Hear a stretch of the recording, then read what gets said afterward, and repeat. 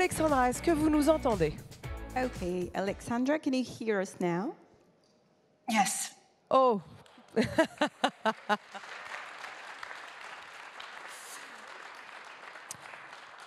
Alexandra Matvichuk, on est ravis de vous accueillir ici à Paris dans le cadre de cet événement du mouvement associatif.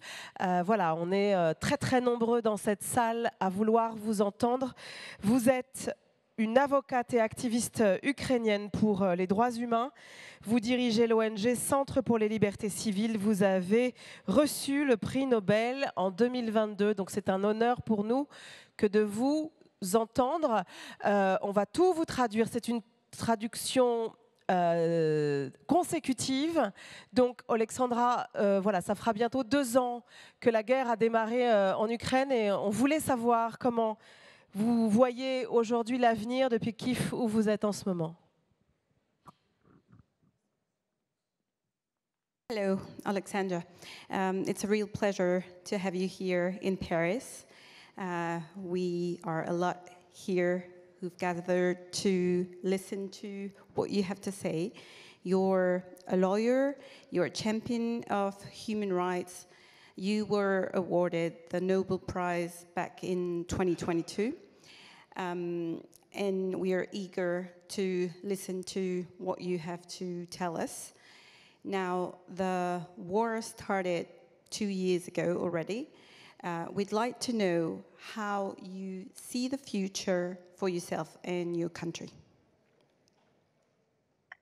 Thank you very much for this question. And this is a huge honor for me to address to this distinguished audience.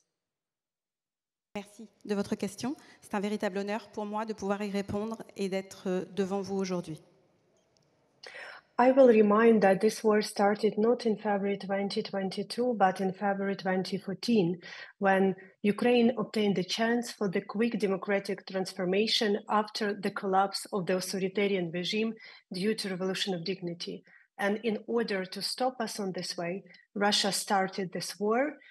In 2014, Russia occupied Crimea, part of eastern regions of Ukraine, and 2 years ago extended this war to the large-scale invasion.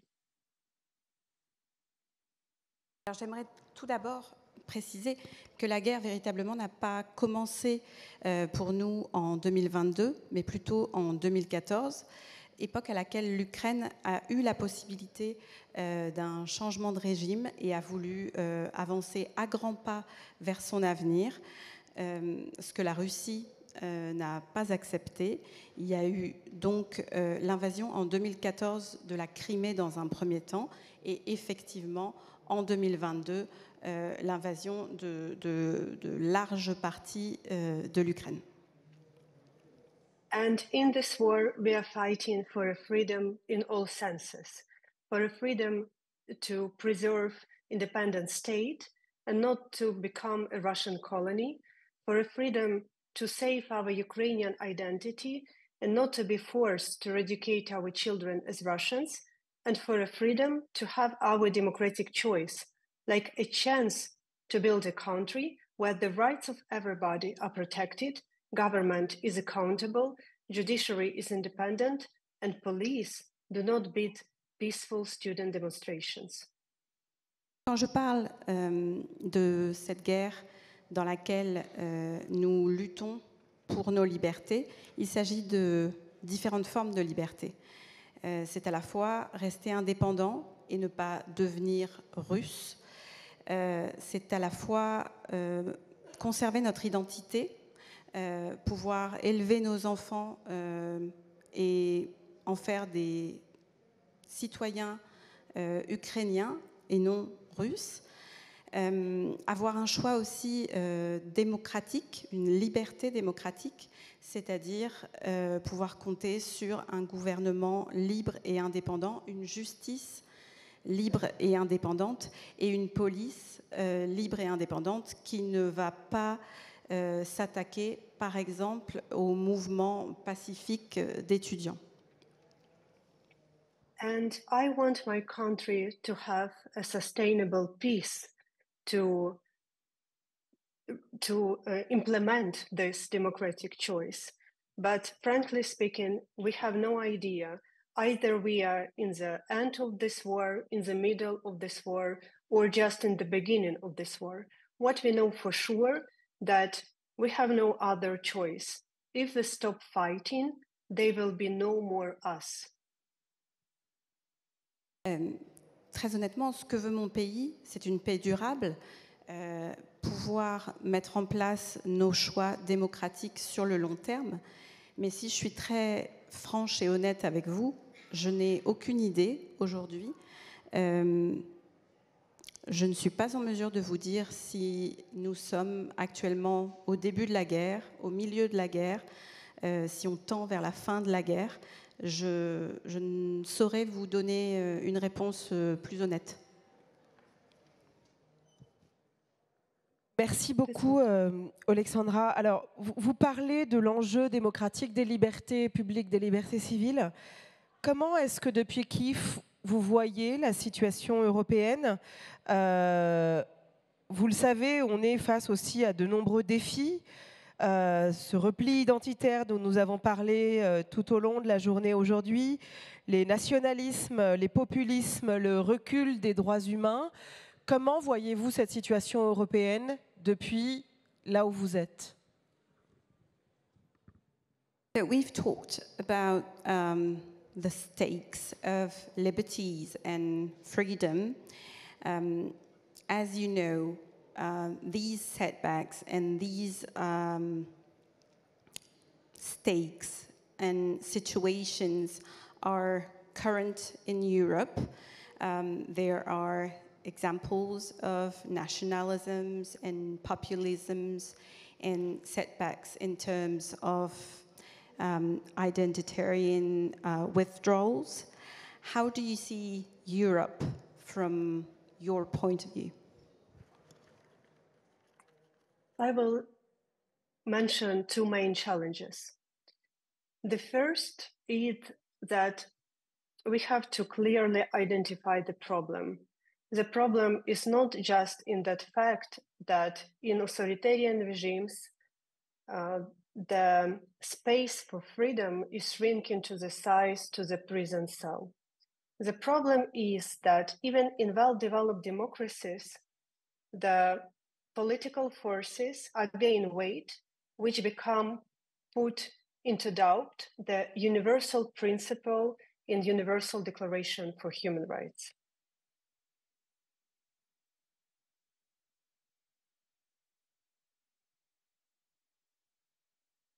Alors, je dirais qu'on a deux grands défis auxquels faire face. Tout d'abord, il s'agit d'identifier le problème. Dans les cas de cadres autoritaires, on se rend compte que l'idée de ces régimes-là, c'est de réduire l'espace de liberté à celui d'une cellule, de le réduire de façon absolue. Il y a aussi la question de où on place le principe universel des droits humains. Ce sont des questions, pour moi, auxquelles nous devons réfléchir. And there is a clear reason for such situation. The current generations inherited the system of democracy, rule of law, and human rights from their parents. And they don't know their real meaning because they have never fought for these values. They became consumers of democracy, not just producers of democracy. And that is why they very easy can exchange their freedoms for economic benefits, illusion of safety, or their personal comfort. But the truth is that freedom can't be obtained for once and for all. Freedom is very fragile, and every day we make the choice.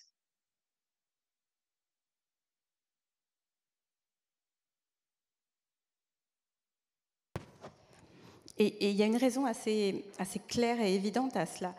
C'est que les générations actuelles, la jeunesse actuelle, a en fait, en quelque sorte, hérité de ces valeurs de démocratie, de ces systèmes démocratiques de leurs parents. C'est-à-dire qu'ils ne sont plus comme on a pu l'être par le passé, des produits de la démocratie. Ils sont aujourd'hui des consommateurs de la démocratie. Et en tant que consommateurs, ils peuvent avoir l'impression que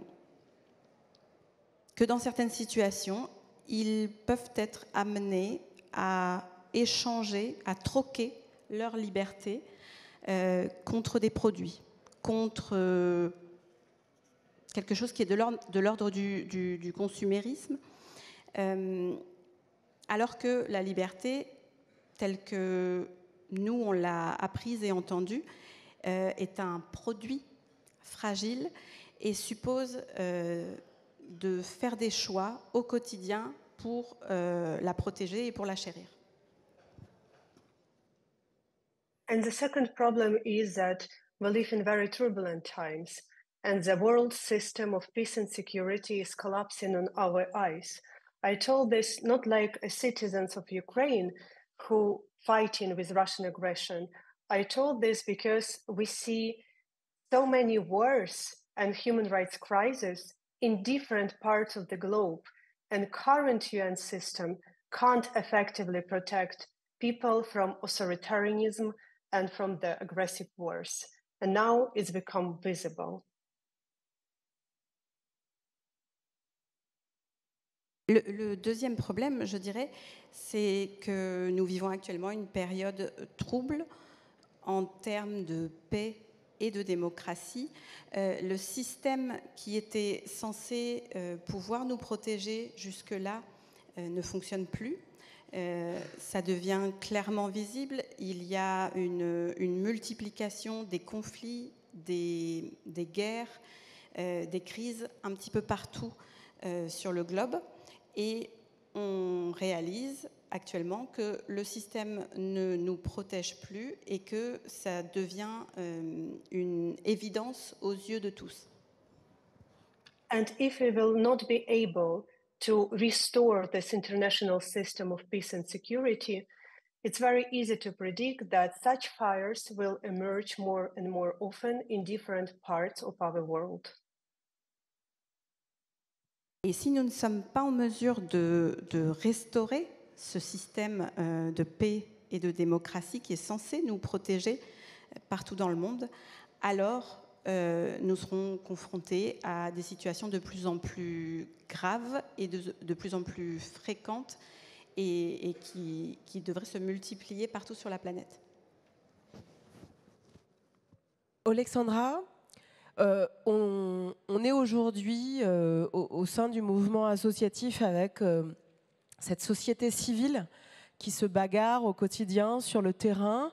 Le tableau que vous dressez est quand même aride, difficile. Qu'est-ce qu'on peut faire collectivement pour éviter cette situation? Est-ce qu'on peut encore lutter?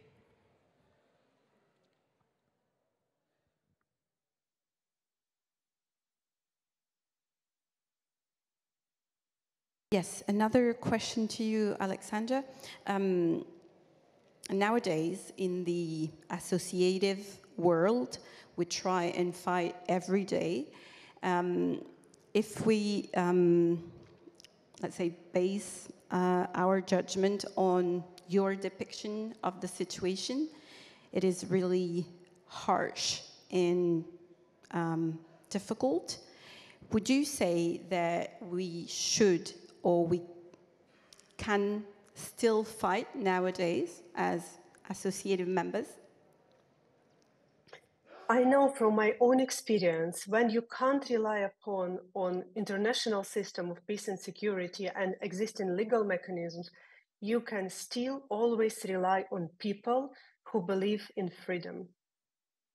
Alors oui, de mon expérience personnelle, je dirais que même lorsqu'on ne peut plus compter sur les systèmes de paix, les systèmes démocratiques, les systèmes juridiques, on peut toujours compter sur les personnes. Let me use our own example, because when large-scale invasion started, not just Putin, but our international partners were confident that Russia will occupy Ukraine in just several days because Russia is so enormous opposing power. But Ukrainians brightly demonstrated that people who are fighting for their freedom and human dignity much stronger than even the second army in the world. Oui, prenons l'exemple que je connais le mieux en Ukraine. Au tout début du conflit, même certains experts, ou beaucoup d'experts, ont estimé que ce serait l'affaire de quelques jours, que compte tenu de la puissance de l'armée russe, l'Ukraine serait à genoux en quelques jours. Et on a vu que la puissance des personnes qui se sont soulevées et qui ont lutté pour leur propre liberté, contre toute attente et contre tout pronostic, a fait que la situation n'a pas été telle qu'on l'imaginait, où en quelques jours, on pouvait pronostiquer que l'Ukraine serait à genoux. We live in turbulent times, but we have a chance to build the future which we want for us and for our children. And we have no just chance, but responsibility, because in these turbulent times, the role of people and personal leadership become important. And I believe that ordinary people have much more impact than they can even imagine and can change the world history quicker than the UN intervention.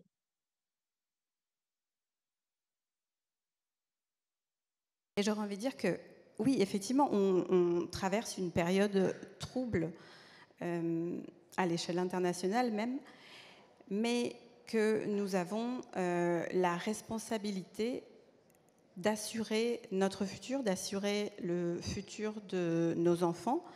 Et d'après moi, le rôle des personnes, des individualités, des leaders en tant que personnes est bien plus important que ce qu'on pourrait nous faire croire.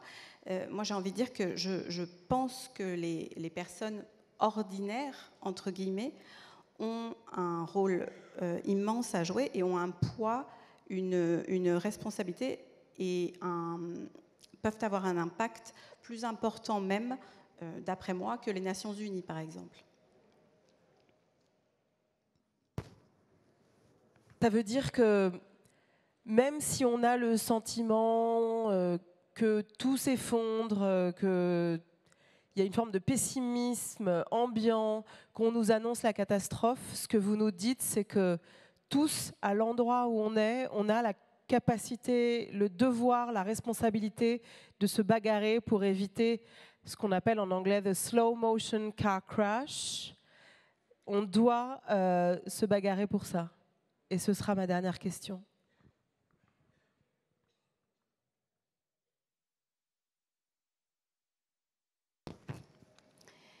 So that would mean that even though everything looks like it's collapsing, there's this sort of end of the world vibe, would you say that we as individuals should and can and even must do something to avoid that slow motion car crash that is happening under our eyes?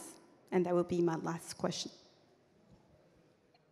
I am an optimist on my nature.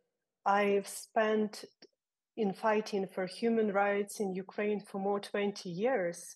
This means that I'm optimist because it's not France, it's not Switzerland. And if you are pessimist, you can't stay in my field for so long. So I believe that future is unclear and unguaranteed, but we have a chance to build the future which we want. And this is a huge luxury to have a chance. So let's use this chance for freedom, for human dignity, and for a world which we want for us and for our children.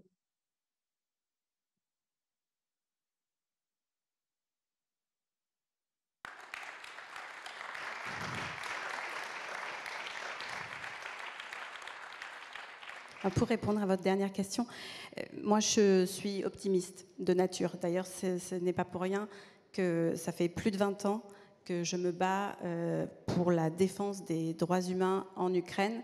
Voyez à quel point je suis optimiste. On n'est pas en France ici. Donc c'est vraiment faire preuve d'optimisme que de faire ce que je fais. Pour moi, évidemment, le futur reste trouble. On n'a aucune garantie de ce qu'il sera. Mais on a cette chance de pouvoir essayer de lutter, essayer de défendre des idéaux, en particulier ceux des libertés et des droits humains. Pour moi, c'est un luxe d'avoir cette chance. Alors, profitons de ce luxe pour essayer de créer le monde dans lequel on voudrait vivre dans le futur et dans lequel on voudrait que nos enfants vivent. Merci beaucoup. Merci beaucoup, Oleksandra Matviichuk. Thank you very much, Thank you so Alexandra. much.